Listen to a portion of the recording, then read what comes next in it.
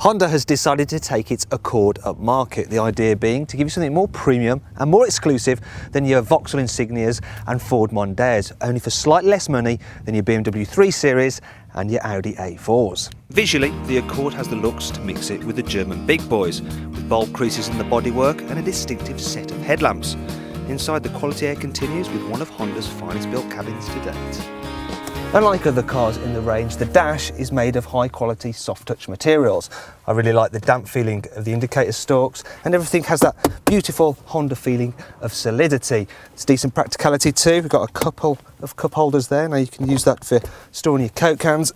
And there's a large central cubby, and if you look in here, you'll notice it's chilled by the air conditioning, and there's the obligatory USB input for your MP3 player. As for safety, you can get the car with lane departure warning and also a cruise control that will apply the brakes in an emergency.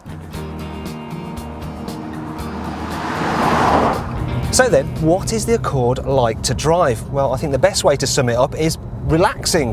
The 2.2 litre diesel in this car is effortless. The 6-speed manual gearbox is one of the best in the business. The seats are extremely comfortable. The driving position is spot on, and all-round visibility is perfect.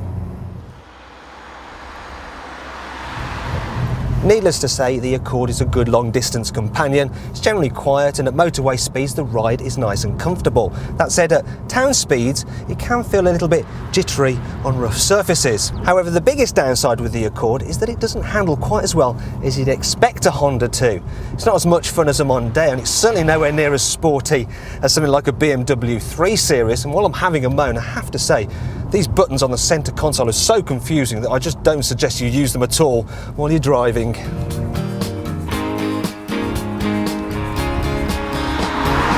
And then there's the rear passenger space. I'm not going to claim that the Accord is tiny in the back, because it's not. However, it's not as big as something like a Toyota Avensis. Also, I think that the passenger footwell here is a little bit cramped. And then there's the boot. It's not exactly small, but the capacity is still around 100 litres less than the VW Passats. The biggest problem with the Accord, however, is its price, because it is more expensive than its more mainstream European rivals. That said, it does hold its value pretty well come resale time. Like I said at the beginning, it is more exclusive than your average family car.